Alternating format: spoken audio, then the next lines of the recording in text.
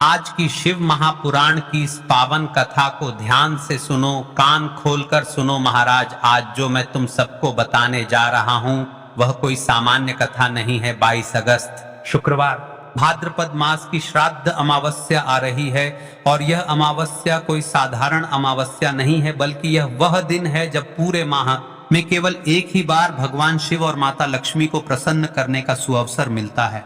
हर मास में अनेक तिथियां आती हैं, प्रतिपदा, द्वितीया, एकादशी, पूर्णिमा, परंतु अमावस्या वह तिथि है जब संपूर्ण ब्रह्मांड की नकारात्मक शक्तियां दब जाती हैं और केवल शिव कृपा प्राप्त करने का मार्ग खुलता है।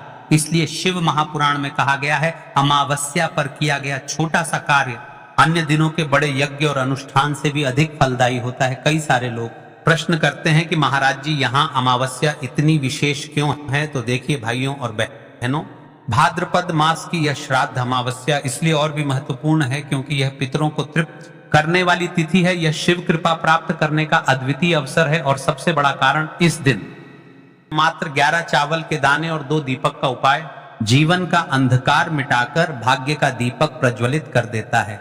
अगर आपके जीवन में धन आता है पर टिकता नहीं, घर में कलह, अशांति, रोग, कर्ज से मुक्ति नहीं, लक्ष्मी जी का स्थायी वास नहीं है या फिर मनोकामना अधूरी रह गई है, तो महाराज 22 अगस्त की इस अमावस्या पर 11 चावल के दाने और 2 दीपक का यह उपाय करना ही करना है। जैसे कि हम आपको यह उपाय को करने के लिए कहते हैं, तो बहुत सारी मेरी माता प्रश्न करती हैं कि महाराज जी 11 चावल के जाने से आखिर क्या?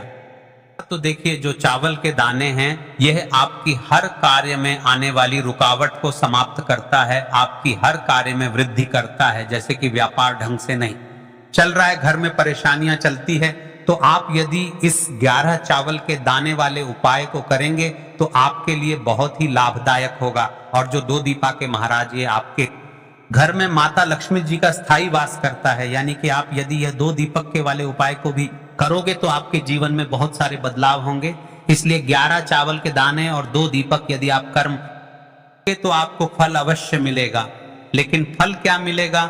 यदि आप इस उपाय को कर रहे हो तो आपको किस किस फल की प्राप्ति होगी यह भी सुन लो महाराज।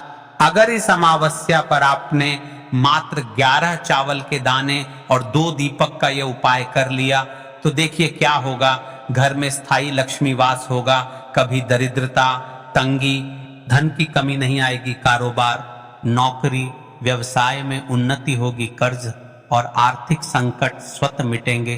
पितरों की कृपा से घर में शांति, संतोष और सौभाग्य आएगा और सबसे बड़ा वरदान, शिव कृपा भर आपके ऊपर बनी रहेगी। देखिए, आज की शिव महापुराण की कथा में एक पत्र आया है। पत्र से जानिए कि महिला के साथ चमत्कार हुआ जिसने अमावस्या के दिन इस उपाय को करा। आप सुनिए एक सच्ची कथा। भोपाल की एक महिला सीमा जी, घर में हमेशा तंगी बनी रहती थी। पति कमाते थे पर पैसे घर में टिकते नहीं थे, बच्चों की पढ़ाई रुक गई थी, बार बार कर्ज बढ़ता जा रहा था। उन्होंने बहुत उपाय किए, कई पूजा पाठ किए पर कोई फल नहीं मिला। पिछले वर्ष भाद्रपद की अमावस्या पर उन्होंने यही 11 चावल और 2 का उपाय किया। महाराज कहते हैं उसी सप्ताह से घर का वातावरण बदलना शुरू हो गया। पति को प्रमोशन मिला, बच्चों की पढ़ाई के लिए अचानक से मदद मिल गई और सबसे बड़ा चमत्कार, जो घर कर्ज में डूबा था उसी घर में आज स्थायी सुख समृद्धि है। वह महिला आज भी कहती हैं, अमावस्या का यह उपाय मेरे भाग्य को बदल गया। पिछली वीडियो में जिन माताएं बहनों ने कमेंट किया था अपनी राशि से जुड़ा भाग्य जानने के लिए, आज की 2 विशेषण राशि, वृषभ राशि, जिनका धन अटक जाता है, बार बार खर्च हो जाता है, उनके लिए अमावस्या वरदान है।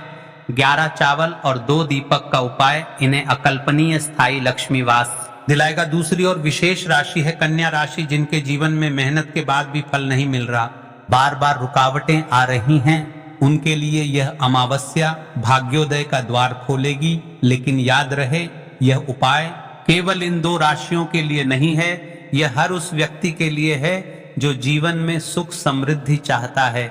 22 अगस्त शुक्रवार भाद्रपद श्राद्ध अमावस्या को यह अवसर मत गंवाना। मात्र 11 चावल के दाने और 2 दीपक का उपाय जीवन की दरिद्रता को दूर कर देगा, घर में स्थायी सुख समृद्धि लाएगा और तुम्हारे भाग्य को उज्जवल बना देगा। यह कोई सामान्य कथा नहीं है, यह शिव महापुराण की अमृत कथा है। इसे हर किसी तक पहुंचाओ, शेयर करो। चलते हैं अब उस विशेष उपाय की तरफ जो आपको अमावस्या के दिन करना है। 11 चावल के दाने का उपाय सबसे बड़ा और विशेष उपाय जो मनोकामना बड़े बड़े पूजा पाठ अनुष्ठान से पूर्ण नहीं होती, वह केवल इस 11 चावल के दाने वाले उपाय से हो जाती है। देखिए, सबसे पहले हम इस उपाय पर चर्चा करेंगे, फिर उसके पश्चात हम आटे के दीपक वाले उपाय के बारे में बात करेंगे। देखिए, अब हम बात कर लेते हैं उसे विशेष उपाय के बारे में, जो दोस्तों इस 11 चावल के दाने वाले उपाय। दोस्तों, इस 11 चावल के दाने वाले उपाय को आखिर करना किसको है, सबसे पहले हम लोग वह बात जान लेते हैं। तो देखो, घर की जो बड़ी माताएं बहनें होती हैं, उन माताओं बहनों में से कोई भी एक बड़ी माता बहन इस वाले उपाय को कर सकती है। और दोस्तों, अगर आप चाहें तो अपने घर में से सभी सदस्यों को भी इस उपाय को करवा सकते हैं। अगर किसी व्यक्ति की खुद की कोई मनोकामना है, खुद की कोई दुख और परेशानी है जो कि वह अपने लिए ही करना चाहता है, इस वाले उपाय को तो वह खुद अपने लिए भी कर सकता है। मतलब यह है कि कोई चाहता है कि मेरे जीवन में यह परेशानी चल रही है, यदि मैं इस 11 चावल के दाने वाले उपाय को करूंगा तो मेरा त्रिकालदर्शी, मेरा कैलाश अविनाशी, मेरे भोले बाबा मेरे जीवन से इस समस्या को समाप्त कर देंगे। तो आप यदि अपने लिए इस उपाय को कर रहे हैं तो आपको शिव मंदिर अकेले ही जाना है। और बाकी अगर कोई घर में से ऐसा है जो कि अपने पूरे घर परिवार की सुख और शांति के लिए यह वाला उपाय करना चाहता है, तो भाई वह भी कर सकता है, उसमें भी कोई दिक्कत वाली बात नहीं है। कहने का मतलब यह है, उपाय को हर एक सदस्य भी कर सकता है और पूरे घर परिवार के सदस्य के लिए घर की बड़ी माताओं बहनों में से कोई एक माता बहन भी कर सकती है। माताएं बहनें अगर घर में उपस्थित ना हो या वो ये वाला उपाय ना कर पा रही हो, तो फिर घर का कोई बड़ा सदस्य भी इस 11 चावल के दाने वाले उपाय को कर सकता है, चाहे फिर वह पुरुष ही क्यों ना हो, उसमें कोई भी दिक्कत वाली बात नहीं है। देखिए, कई सारे लोग कमेंट करते हैं कि महाराज जी उपाय बहुत लंबा बताते हैं, बहुत देर तक टांग खींचते हैं। तो देखिए, उपाय कोई नहीं होते हैं और विशेषकर शिव जी के लिए किए जाने वाले उपाय आपके जीवन में जो भी समस्या चल रही है, वह समस्या तो कुल मिलाकर आपका पूरा दिन बर्बाद कर रही है। तो हमारी इस 18 मिनट की वीडियो से आखिर होगा क्या, इसलिए वीडियो को अंतिम तक देखें। उपाय को करते समय किसी भी प्रकार की गलती ना करें, इसलिए हम आपको भले ही थोड़ी देर से बताते हैं लेकिन उपाय अच्छे तरीके से बताते हैं। अब दोस्तों, इस 11 चावल के दाने वाले उपाय को हमें करना कहां पर है, हमें इसे शिव जी के मंदिर में जाकर करना है। सारे लोग प्रश्न करते हैं, हर एक उपाय को करते समय क्या हम इस उपाय को घर पर कर सकते हैं? तो इस वाले उपाय को आप घर पर नहीं कर सकते हो। इस वाले उपाय को करने के लिए आपको शिव जी के मंदिर ही जाना पड़ेगा। उसके बाद में दोस्तों जो अगला प्रश्न निकल कर आता है वह ये आता है इस उपाय को लेकर कि आखिर इस उपाय को हमें किस समय करना है, सुबह के समय करना है कि शाम के समय करना है। तो देखो, इस वाले उपाय को आप लोग सुबह के समय भी कर सकते हो और शाम समय प्रदोष काल में भी कर सकते हो। अब अगर आप पूछो कि भाई साहब सबसे उत्तम समय कौन सा रहेगा इस 11 चावल के दाने वाले उपाय को करने का, तो हम आपसे बस यही कहेंगे कि इस उपाय को आप सुबह के समय करेंगे तो ज्यादा बेहतर होगा। बाकी अगर प्रदोष काल शाम के समय भी करेंगे तो भी अच्छा होगा, उसमें कोई भी दिक्कत वाली बात नहीं है। देखिए महाराज, एक विशेष बात, यदि आप इस 11 चावल के दाने वाले उपाय को कर रहे हैं तो बन सके तो महाराज एक दीपक अवश्य लेकर जाए, क्योंकि हम उपाय करने के बाद दीपक प्रज्वलित करेंगे, उसे दीपक से शिव को रोशनी मिलेगी और हमारे जीवन में चल रहा अंधकार समाप्त होगा। इसलिए आटे का दीपक हो सके तो आटे का और मिट्टी का दीपक हो तो मिट्टी का, लेकिन हाँ उसमें हमें गोल बत्ती का प्रयोग करना है, ठीक है। तो अब दोस्तों जो अगली सबसे बड़ी और महत्वपूर्ण बात आती है वह ये आती है कि सुबह अगर हम उपाय को करेंगे तो हमें कितने बजे से लेकर कितने बजे तक के बीच में करना है, और शाम के समय प्रदोष काल में करेंगे तो हमें कितने बजे से लेकर कितने बजे के बीच में करना है। तो देखो, सुबह जल्दी हो सके आप उपाय को करने की कोशिश करना। बाकी अगर किसी कारणवश लेट भी हो जाओ, थोड़ी देर भी हो जाए, तो 10 या 11 बजे तक भी आप उपाय कर लेना, पर 12 बजे से ज्यादा देरी ना हो, ठीक है, इस बात का ध्यान रखना। उसके बाद में दोस्तों अगर शाम के समय प्रदोष काल की बात करें, प्रदोष काल का जो समय है होता है वह शाम के 6 बजे से शुरू हो जाता है। मतलब शाम के 6 बजे से लेकर 7 बजे के बीच का जो समय होता है यह समय प्रदोष काल का समय होता है। पर अभी जो मौसम चल रहा है में जो है शाम बहुत देरी से होती है, तो आप इस उपाय को 7 या 8 बजे के बीच में भी कर सकते हो। मतलब शाम के 6 बजे से रात 8 बजे के बीच में आप कभी भी इस वाले उपाय को कर सकते हो, उसमें कोई भी दिक्कत वाली बात नहीं है। देखिए अमावस्या का दिन है तो हो सके तो इस उपाय को सुबह के समय करना उत्तम रहेगा, बाकी प्रदोष काल के समय भी कर सकते हैं। अब सबसे बड़ी और विशेष बात कही, सारे लोग प्रश्न करेंगे कि महाराज जी हमें चावल के दाने कहां से लेना है। तो देखिए आपकी रसोई घर में जो भी चावल के दाने हैं, साधारण चावल के दाने या बासमती चावल के दाने, कोई से भी 11 चावल के दाने निकाल लो, या फिर आप बाजार से भी लेकर आ सकते हैं। बस हमें उपाय करना है, ठीक है। देखो अगर के समय उपाय कर रहे हो तो सीधी सी बात है, 1 लोटा जल तो आप लेकर जाओगे ही जाओगे। वही 1 लोटा जल अगर मिट्टी का जल हो तो बहुत अच्छा रहेगा। मिट्टी का जल कैसे बनाया जाता है, इसके लिए हमने पहले से बहुत सारी वीडियोस बना दी है, लेकिन फिर भी एक बार सुन लो। जो मिट्टी का घड़ा होता है उसे स्वच्छ जल से धो ले, फिर उसमें इतना जल आप डालकर 1 से 1.5 घंटे के लिए रख दे, जितना आप शिव जी को चढ़ा सके। 1 से 1.5 घंटे पूर्ण होने के बाद पूरा जल एक बाल्टी में निकलना और इसे शिव मंदिर लेकर चले। है मिट्टी का जल आपके पास इस दिन एक आखिरी मौका रहेगा, मिट्टी का जल शिव जी पर चढ़ाने का और उपाय को करने का बहुत बड़ा आपको इस दिन फल मिलेगा। तो इसलिए इस दिन हो सके तो भाई मिट्टी का जल चढ़ाना, तो अपने साथ में कम से कम 1 लोटा जल तो आपको लेकर जाना ही जाना है। अगर मिट्टी का जल नहीं है तो घर का जल भी आप इस्तेमाल कर सकते हो। इसके अलावा जो भी पूजन सामग्री है, देखो 11 चावल के दाने यह अलग आपके रहेंगे और जो आपकी पूजन सामग्री रहेगी वह अलग रहेगी। पूजन सामग्री में जो भी चीज लेकर जाना चाहे वह लेकर जा सकते हैं। उपाय को करते समय शुद्धता का विशेष रूप से ध्यान रखना, ठीक है। सुबह सुबह स्नान करने के बाद ही उपाय को करने की आप लोग तैयारी करना।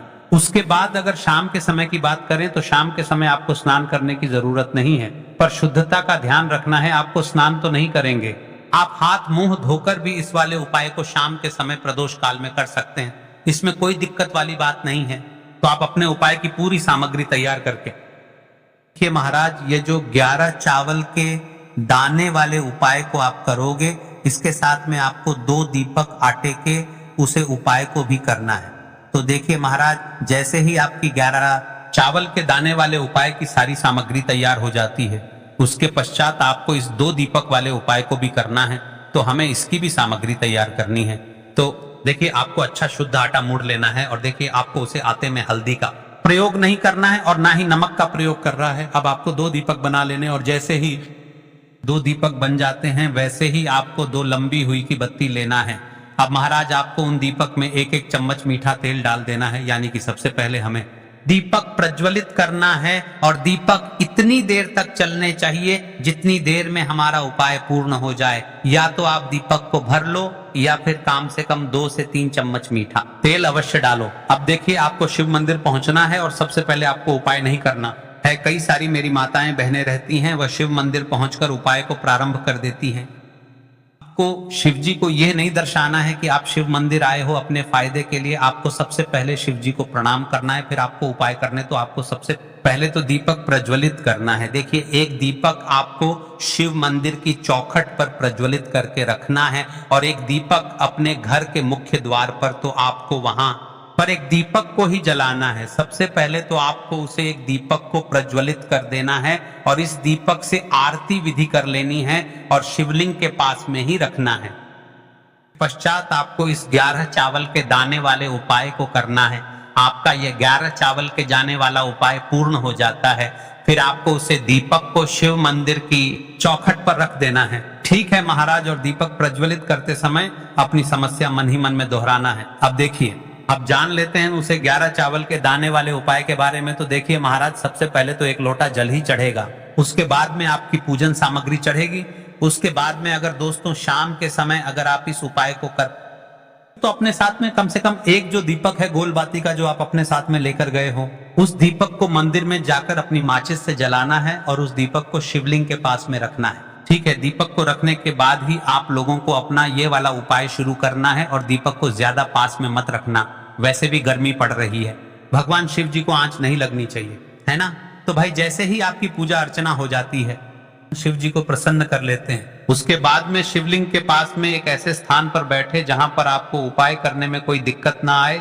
और जो भी लोग हैं जो सुबह के समय शिव जी की पूजा वंदना करते हैं, उन्हें किसी भी प्रकार की दिक्कत नहीं आनी चाहिए। यानी कि आप उपाय कर रहे हो तो उन्हें दिक्कत नहीं होनी चाहिए। उसके बाद में शिवलिंग के पास ही में आप कहीं पर बैठ जाइए, सामने या आसपास जिस जगह पर आपको बैठना हो वहां पर बैठ जाइए और अपने वह 11 चावल के दाने अपने सामने निकाल कर रख, क्योंकि अब यहाँ पर उपाय को यहाँ पर करने की आपको तैयारी